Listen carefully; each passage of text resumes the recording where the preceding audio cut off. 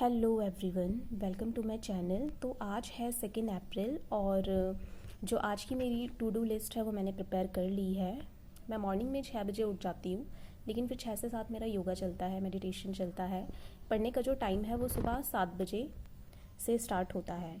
तो 7 से 8 मैं वोकैबलरी रिवाइज़ करती हूँ, स्क्वायर्स हो गई, क्यूब्स हो गई, इन सभी चीज़ों को रिवाइज़ करती हूँ। बिकॉज मेरा ऐसा पर्सनली मानना है ये जो चीज़ें हैं ये आप डेली रिवाइज़ करें तो तभी ज़्यादा सही रहता है। और फिर उसके बाद 8 से 9 मैं द हिंदू एडिटोरियल्स पढ़ती हूँ। द हिंदू के साइट में वो जो 2 छोटे छोटे एडिटोरियल्स होते हैं उन्हें रीड करती हूँ। उनकी वोकैब किसी दिन मन करता है तो नोट डाउन कर लेती हूँ। बाकी इतनी वोकैबलरी मैंने पढ़ ली है तो जो वर्ड्स है वो रिपीट ही होते रहते हैं। कुछ जो नए वर्ड्स होते हैं उन्हें नोट डाउन कर लेती हूँ। उसके बाद मेरा ब्रेक टाइम होता है। ब्रेक टाइम में नहाना धोना, सुबह का ब्रेकफास्ट करना, ये सब। फिर मैं पढ़ने बैठती हूँ 11 बजे। 11 से 12:30 परफेक्शन क्लास होती है मेरी अनअकैडमी पर, निविशा बंसल मैम की। इंग्लिश पढ़ती हूँ मैं उनसे। उसके बाद 1 बजे से 2 बजे मैं फ़िलहाल अभी जो मैंने फॉर्म फिल किया है वो है ESIC SSO, तो उसी के प्री के मॉक टेस्ट दे रही हूँ। हालांकि इस बार जो मेरा टारगेट है वो है SBI PO, because IBPS PO में थोड़े से मार्क्स से रह जाने का मुझे बहुत ज़्यादा दुख है। तो इस बार ही मेरा बस मैंने ये ठान रखा है SBI PO मुझे क्रैक करना है एट एनी हाउ। ओके।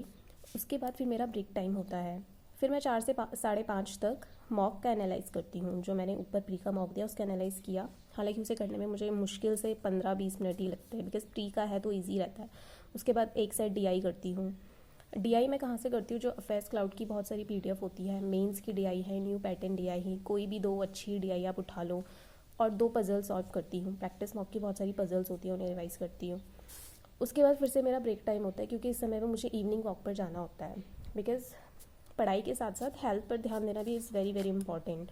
उसके बाद शाम को 7 बजे से रात के 9 बजे तक मेंस का मॉक दे रही हूँ, और ये मैं SBI PO मेंस का मॉक दे रही हूँ। मैं आपके साथ अपने मार्क्स शेयर भी करूँगी। उसके बाद फिर रात को दोबारा मेरा जो है ये ब्रेक टाइम होता है। इस बीच मुझे थोड़ा बहुत मम्मी को हेल्प करना होता है किचन में, और फिर रात का डिनर भी करना होता है।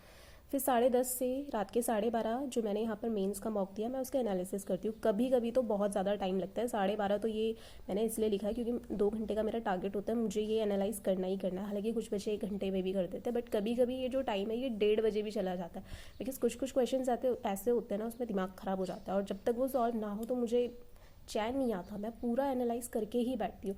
बिकॉज होता क्या है, जिस दिन आप मॉक दो ना उसी दिन अगर उसका एनालिसिस भी कर लो तो चीज़ें ज़्यादा अच्छे से आप समझ पाते हो। ऐसा नहीं मैंने मॉक आज दिया मैं परसों जाके उसके एनालिसिस कर रही हूँ। तो जो स्ट्रैटेजी आपने उस क्वेश्चन को करते समय लगाई होगी जब आप मॉक दे रहे हैं, और जब एनालाइज आप कर रहे हो तो उस समय आपको याद आएगा, अच्छा मैं तो इसको इस तरीके से कर रही थी। और 1-2 दिन बाद आप खुद ही सोचिए, आपको याद रहेगा आप ऐसी स्ट्रैटेजी लगा रहे थे उस क्वेश्चन को करने में।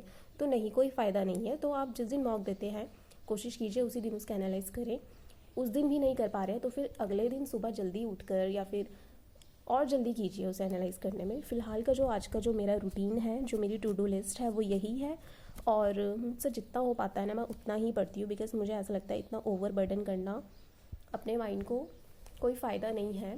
और बेसिक्स मेरे क्लियर है, थोड़ा बहुत रह जाता है मेरा मार्जिन, तो उसके अकॉर्डिंग अगर मैं इतना भी ऑनेस्टली पढ़ लूँ अच्छे से तो I think I will definitely crack SBI PO this time. Okay guys, bye.